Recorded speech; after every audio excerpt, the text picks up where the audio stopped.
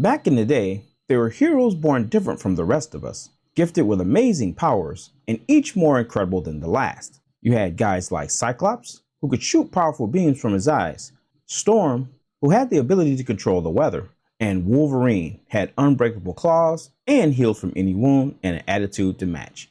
These were the X-Men, a team of mutants feared by the world, but at the same time sworn to protect it. In the pages of Marvel Comics, they were already legends, and by the late 1980s, their popularity was booming. Kids around the world were reading their comics, collecting their action figures, and watching them slowly come to life on TV. The X-Men were ready for the next big step, their own video game. And in 1989, it finally happened. X-Men were coming to the Nintendo Entertainment System, a console that already made Mario, Zelda, and Mega Man household names. And fans were excited. The idea of controlling their favorite mutants in a side-scrolling action game seemed like a dream come true, right? After all, this was the NES, the most popular video game system at the time. I mean, how could it go wrong? But when the game finally hit store shelves, players quickly realized something was very wrong. The excitement turned to confusion, and the gameplay was clunky, and the graphics were just, well, we'll just say weird to say the least. And the enemies made no sense. And worst of all, the game was almost impossible to beat.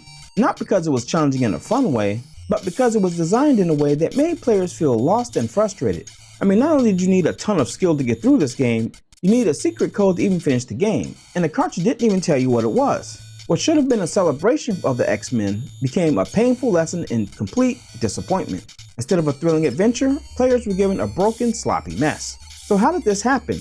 How did the team of the most powerful superheroes in the Marvel Universe end up in one of the worst games ever made? In this video, we'll explore the full story behind X-Men for the NES, from its strange development to the reason why it failed so badly, and the legacy it left behind in gaming history. I mean, I've seen some stinkers in the day, but this one is more than just a bad game. It's a warning about what happens when a beloved franchise is handed over without the care it deserves. So hang on to your hat, because this is the story of X-Men on the NES, the game that mutated into a total disaster and probably even made Senator Kelly himself cry. So to really understand where the X-Men video game came from, we need to take a trip back in time to the exciting world of the 1980s. It was a time of neon colors, booming arcades, and action-packed Saturday morning cartoons. But something even bigger was happening in the world of comic books. X-Men fever was sweeping across the globe. Now, the X-Men had actually been around since the 1960s, when they were created by writer Stan Lee and artist Jack Kirby. But believe it or not, the early X-Men comics weren't all that popular. In fact, for a while, the series was close to being canceled. But that all changed in the mid-1970s when a special issue called Giant Size X-Men #1 came out. Now, this comic introduced brand new characters from around the world, including Nightcrawler, Colossus, Storm, and a tough, mysterious guy from Canada named Wolverine. And from that point on, the X-Men exploded in popularity. And by the 1980s, the team was starring in some of the most exciting and dramatic comic book stories of all time, especially for the legendary Dark Phoenix saga, written by Chris Claremont and drawn by John Byrne. Now, these stories weren't just about fighting villains. They were about friendship, teamwork, and personal struggles. The X-Men were different from other superheroes. They weren't rich like Batman or bitten by a radioactive spider like Spider-Man. They were mutants, born instantly with strange powers that made people fear them. These themes of being different and not fitting in connected with readers, especially kids and teenagers who felt the same way. And pretty soon, the names Cyclops, Storm, Wolverine, Beast, Professor X became household names.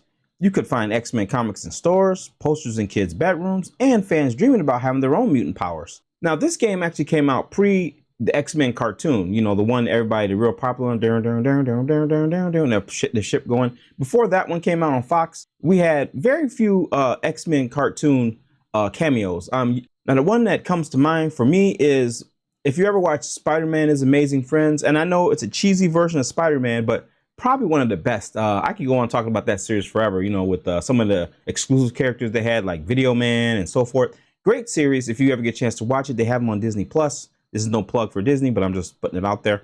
Now, one of my favorite episodes on that series, and probably a lot of kids, if you watched it back in the day, was the origin of Firestar, and that was the X-Men adventure. We did get to pick the characters of the X-Men, and they would appear throughout the series here and there.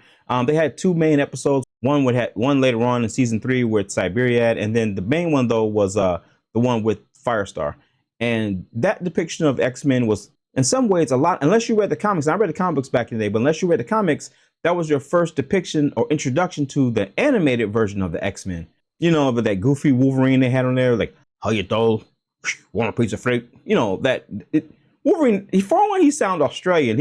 I don't know what they were trying to do there, but it was bad, but we loved it. We ate it up. You know, it was just a bad thing when they fought the Juggernaut, and that was the first time a lot of people had seen the Juggernaut as well. So X-Men were on the rise as far as popularity, but they still, unless you read the comic books, they still had that mystery. So it made perfect sense for someone to turn the X-Men into an actual video game. And by the late 1980s, video games were becoming just as important to kids as comic books. Now, the Nintendo Entertainment System had taken over homes across the world at the time, with smash hit games like Super Mario Bros., Zelda, Metroid. So simply put, the NES was king.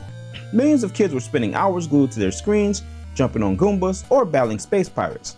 And Marvel, always looking for new ways to expand their brand, wanted a piece of the video game world. It was the perfect chance to bring their famous team of mutants to life in a brand new way. And who stepped up to make it happen? A company called LJN. Yeah, LJN. More on them later. Now, LJN was already known for making games based on movies and TV shows. They have published games for Friday the 13th, Back to the Future, and Jaws. Now, these games were known for being, well, a little rough around the edges. Still, they had the rights, they had the licensing, and they had a golden opportunity. With the power of the X-Men name and booming NES market, what could go wrong? Well, as we'll soon see, the answer to that question is everything. Now, let's talk a little bit about LJN. Okay, if you were a kid growing up in the late 1980s or 1990s even, there's a good chance you've heard of the name LJN.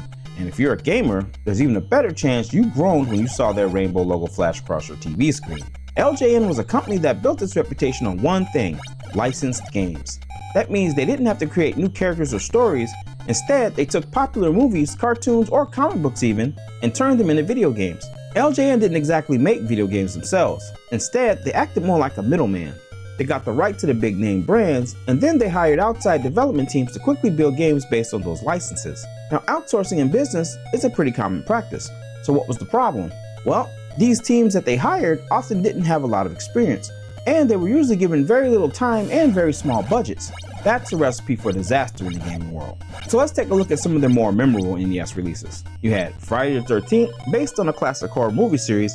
This game had you running around trying to stop Jason Voorhees. It was confusing, hard to play, and had very little to do with the actual movie. And most players who played it had no idea what they were supposed to do, and the sudden jump scares from Jason just made it even worse. Then there was Back to the Future.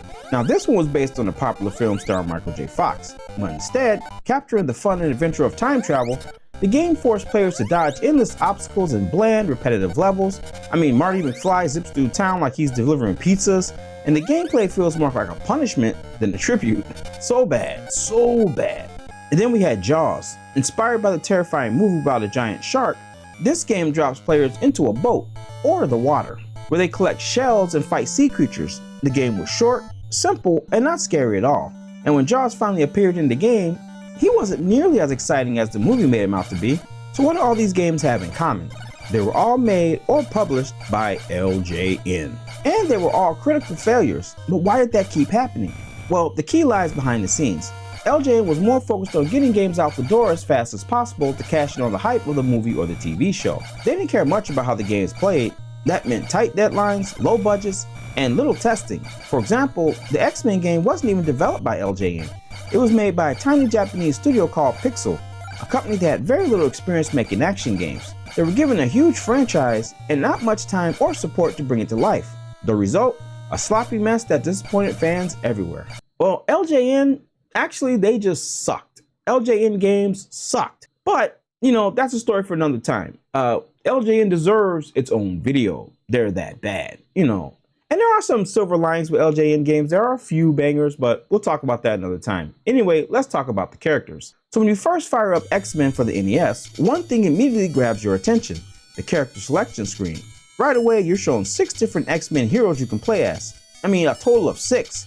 I mean, that sounds amazing. For any fan of the comics or cartoon, this should be a dream come true. Each character has their own bio, own physical powers, and abilities. At least that's how it's supposed to work anyway. So let's meet the team. You have Wolverine, everyone's favorite claw hero. He's fast, fierce, and uses adamantium claws to slice through enemies. But in the game, Wolverine actually sucks. He feels pretty weak, his slashing attacks don't do much damage, and he has no range. and he takes hits easily. You expect him to be a brawler, but he just doesn't hold up. Next up, we got Cyclops, the team leader with laser eyes, or as the comics called it, optic blasts. In the game, he shoots beams from his visor, which gives him great range, but aiming those blasts are frustrating. The angles feel off, and you often miss your target unless you line up with him perfectly, especially when enemies are moving quickly around the screen. Next up, we got Storm, the powerful weather-controlling mutant that can actually fly and shoot lightning, control the elements, and usually the voice of reason. So in this game, she does run around the screen, she shoots, but she's super fragile. Just a few hits, and she's done. To top that off, I have to look at this sprite design. Storm's sprite design in this game is so bad. She looks like, for one, her sprite looks like a guy. She's the only female in the game, but her sprite, that's not Storm. Storm is beautiful, flowing white hair, Storm's on point all the time. Even the Mohawk, now this is probably based off the Mohawk version of Storm, if you read the comic books, which you kind of had the Mohawk around this time, but even still, this is a horrible representation of Storm, probably the worst I've ever seen in my life. Next up, we got a familiar character, Colossus, and he's the muscle of the group. He's huge, he's strong, and he looks like he can take a punch. In the game, though, Colossus can absorb more damage than the others and deal heavy hits.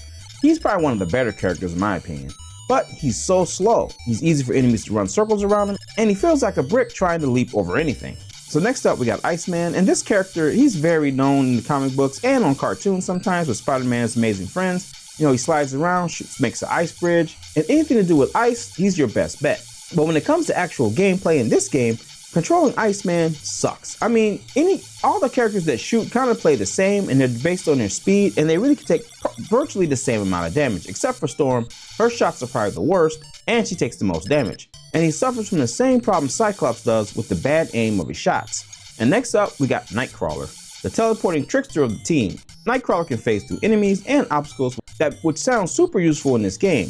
And it is, when it works. The problem is, he's so weak in the game, a few hits and he's done. So you have 6 heroes with 6 unique powers. It should feel like the ultimate mutant team, but here's where the game starts to fall apart. There's no tutorial, no guide, and no instructions to explain what each mutant can do, or when to use them.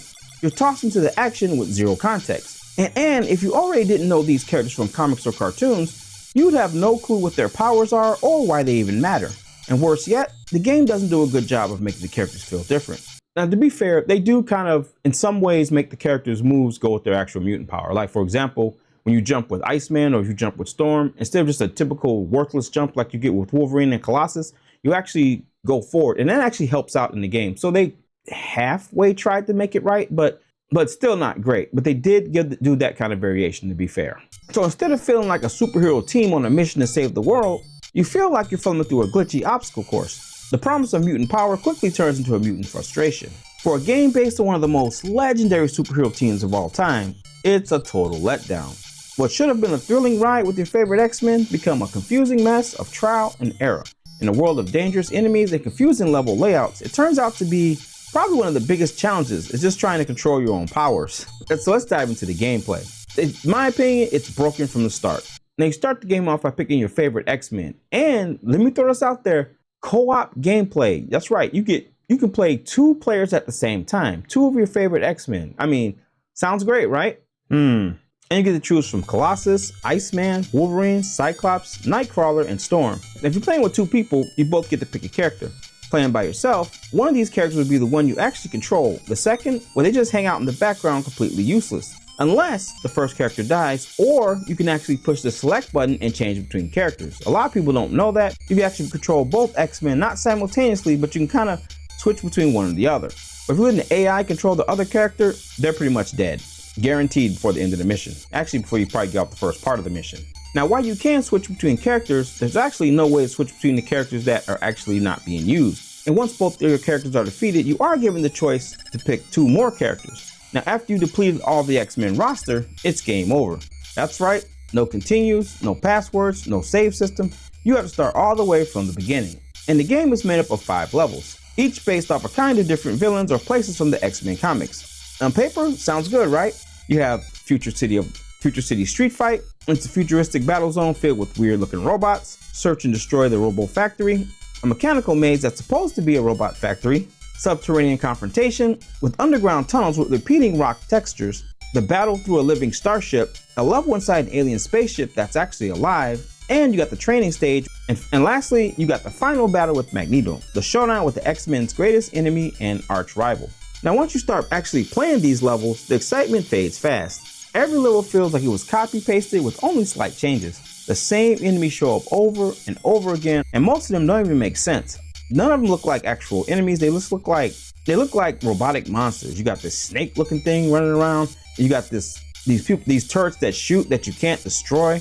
Now, if I'm gonna talk about the X-Men gameplay, I mean, I'm just gonna be honest. There's parts of it where the game does feel satisfying in some ways because the level design. I mean, the level's so hard. When you get through a level, you feel like you really did something. You feel like you beat the game, but all you did was beat one level. To go with that, you actually get a few power-ups. You get this thing that looks like a loaf of bread. It's just this big, long, looks like a cannoli or something. It's like a big thing, and it gives you invincibility. If you played the game, you know what it is. It gives you invincibility, and that does come in handy throughout the game. Then you got a lightning bolt that'll kill everything on the screen. You have this magnet. You touch the magnet, you're kind of stuck in place. And then you have an energy meter. And the thing of what it is, it doesn't really show your energy. So you pick them up. You do get a warning before you're about to die. This little bell goes off and lets you know you're close to death. You pick these little energies. Now you can farm these.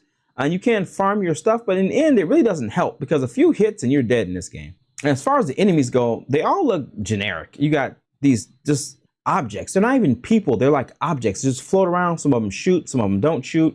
You got these doors that close, open and closes. And every stage has some of these doors that open and close. And if you touch the energy that while it's closing, you're instantly dead for the most part. The only way to get through that really is a lucky guess because it's so random. A lucky guess, or if you got invincibility. And lastly, how you traverse around the maze is to go to certain areas. You can't go left and right through the walls. You just hit these little teleporters. In each stage, the teleporters do look different, I guess, to match the theme of the stage. But they teleport you all around. You pick up these keys. And it's so confusing because none of this is known to you. You think the instructions would tell you how to play the game, but it's just so bad. This game is so bad.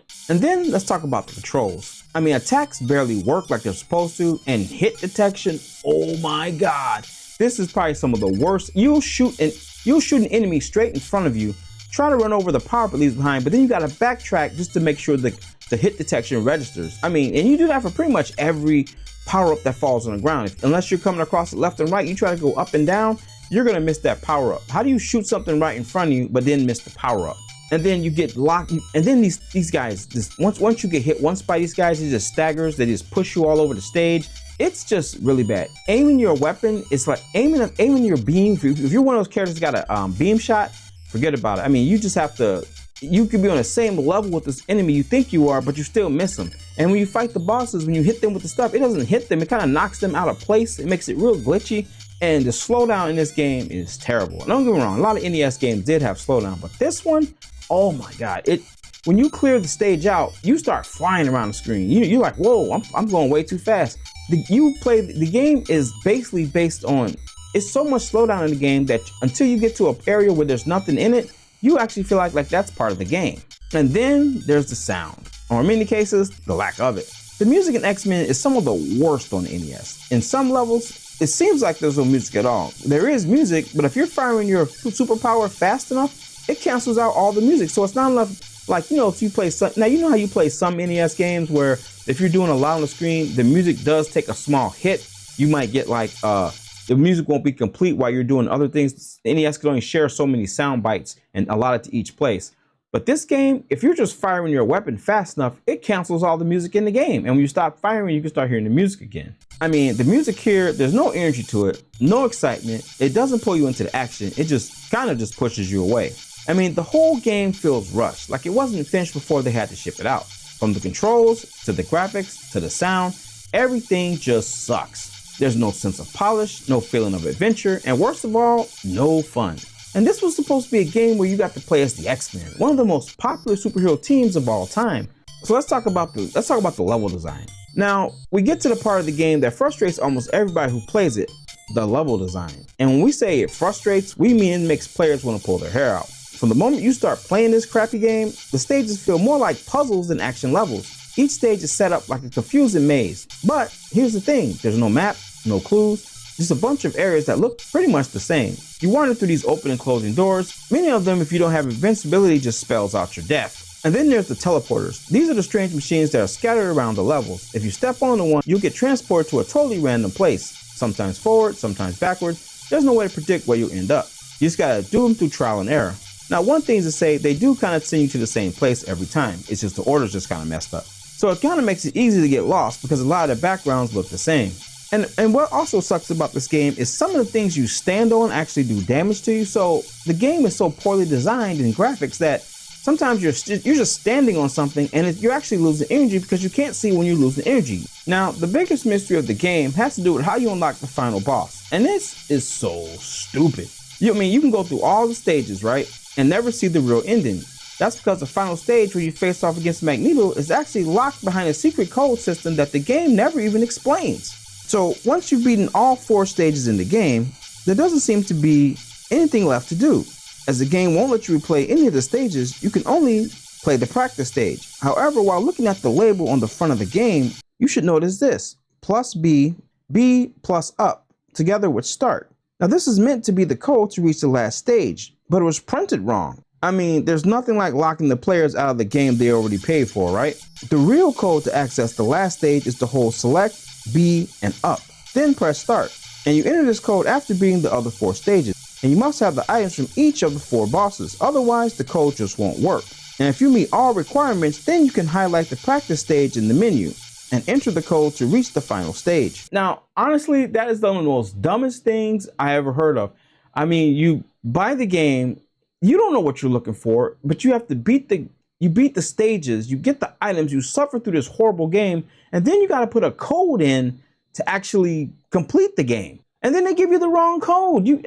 So bad. Such a poor design. It's like DLC. This rivals live service content in nowadays. It rivals, it feels like it's DLC, but it's like, I mean, it's kind of like paywall locking before it was paywall locking. I mean, you got the game, they give you the code, but it's not the right code. Poor design and just a horrible idea. So a lot of people that played this game never got to see the final ending and didn't know they had more. They thought they just beat the game after completing the 4 stages with nothing else to do. But no, there's actually a second part. There's actually another level in this stage. So we'll go ahead and take a look at that real quick.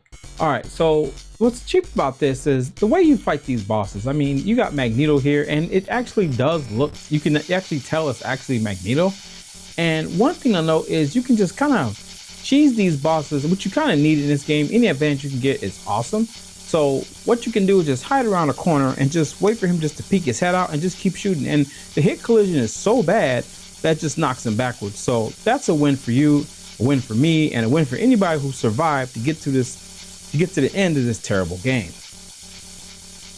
Okay, so we finally got the code because it was so hard back in the day to find this password and get it right because there was no internet back then. So you looked what was on the box and it had plus B plus up. And you didn't say anything about select, it just said plus on it. So that kind of sucked right there. But if you did manage to accidentally get the right code or mess it up somehow, how you do it is you actually got to push all three of these, select, up, and B, and you have to be on a practice stage, selected on the practice stage, and push start at the same time. And then it'll pop into where you can pick your character, and you can see if you're picking whoever characters you have left. I only have 2 left, so you should have about 2 characters at the end, and then you move and navigate through a stage. And after all that, right, all the crappiness of playing the game, dealing with all that garbage, finding a right way, the actual correct code to put in on the front of your game cartridge, which I thought it was ridiculous, but this is the ending we are rewarded with. Now, you ready for this? Let's take a look.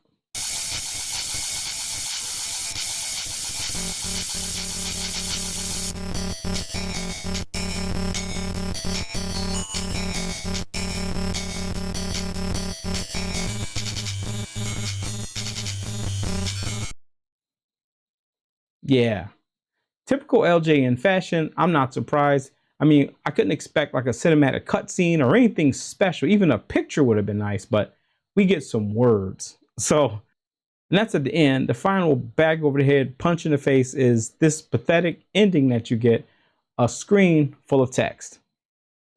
Let that sink in. So let's go to the fan reactions of then and now.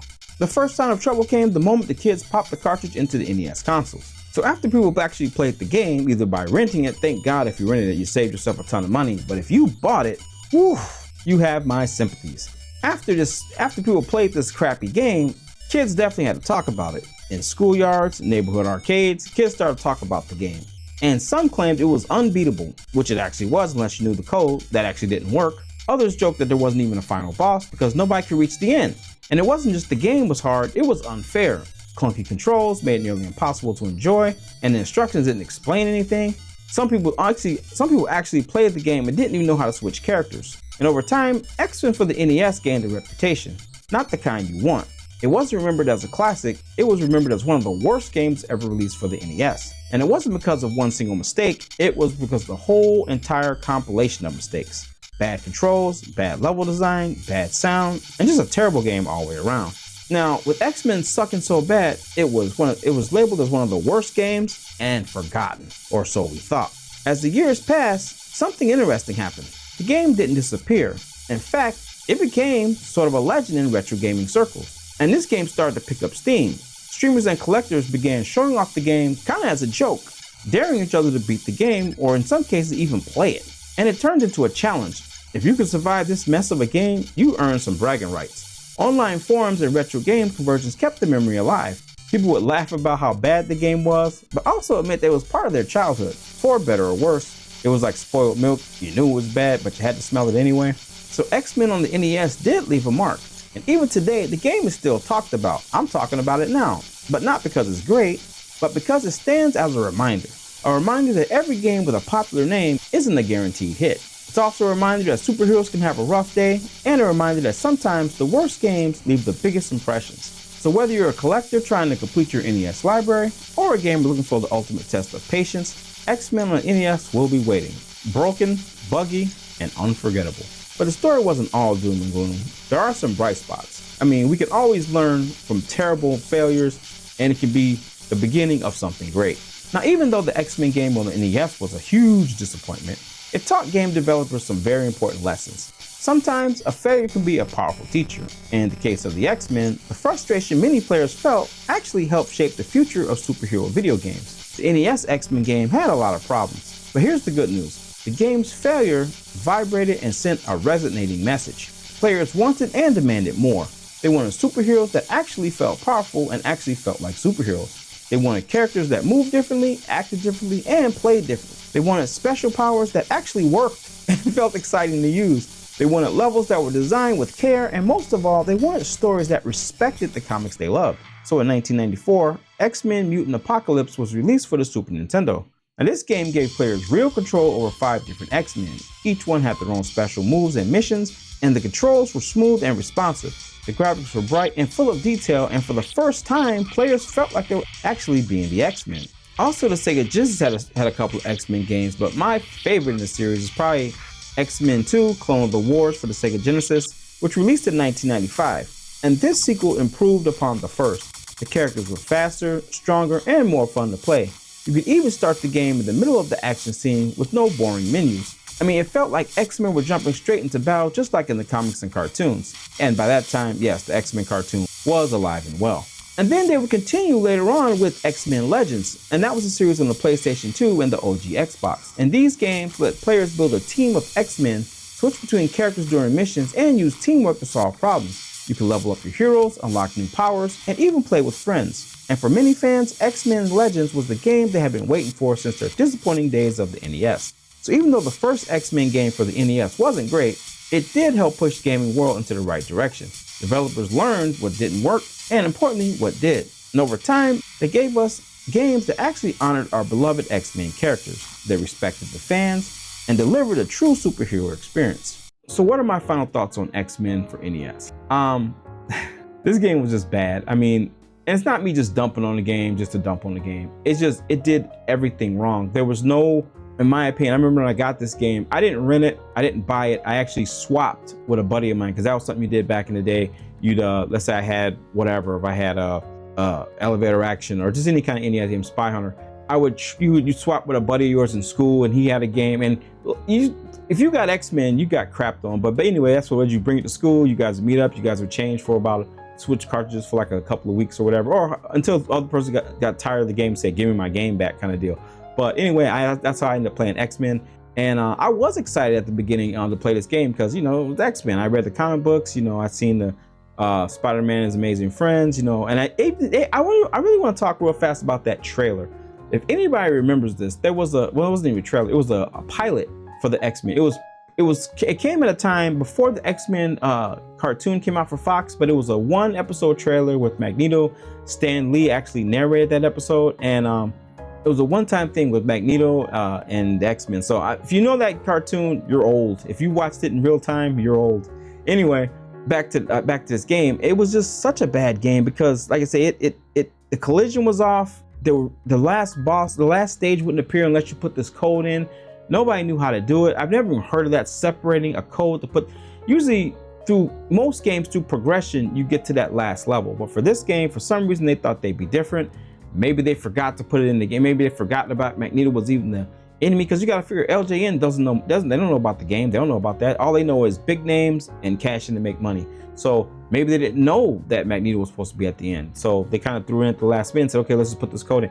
I don't know what it was. Just didn't make sense. It was a pretty dumb idea. Like I said earlier, it was like paywall lock content before paywall lock content. It was just, you know, just DLC content. It was just bad, you know. And then the music in the game was terrible. I will admit it did have a little bit of detail when you jumped with Storm or Iceman. They kind of glided as they're flying, if you will. But and Storm, her character sprite was so bad. She looked like this guy from Hokuto no Ken, Fist of the North Star.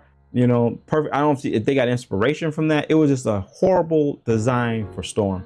So overall, X-Men to me, people say it's the worst game ever made. Believe it or not, there are worse games than X-Men. At least X-Men, the branding, if nothing else, made it a little better than some other games. There were some really bad games like King's Knight for the NES was really bad in my opinion.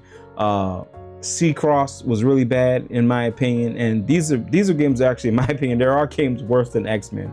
But X-Men is definitely one of the most popular, because like I say, this X-Men is more popular because of the brand recognition. There also becomes higher expectations with brand recognition. To quote a thing from Spider-Man, with great power comes great responsibility, since we're talking about Marvel.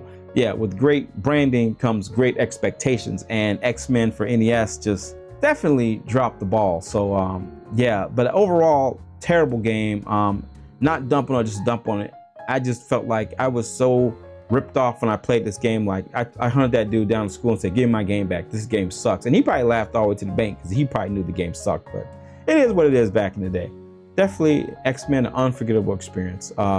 It would recover in later years though with X-Men the arcade game, the X-Men for the Genesis, probably one of the best X-Men games for that 16-bit era, and then it would even live on in other Marvel games and revivals of the X-Men for video games. So yeah, but this is a reminder of you can have a bad start and you can recover. So that's gonna do it for this video, guys. Let me know your experience with this awful game, if you ever played it, and if you actually like this game, because a lot of people crapped on E.T. and I think E.T. is an excellent game. I made a video on this about it on this channel. I think E.T. is awesome, but the whole world thought it sucked.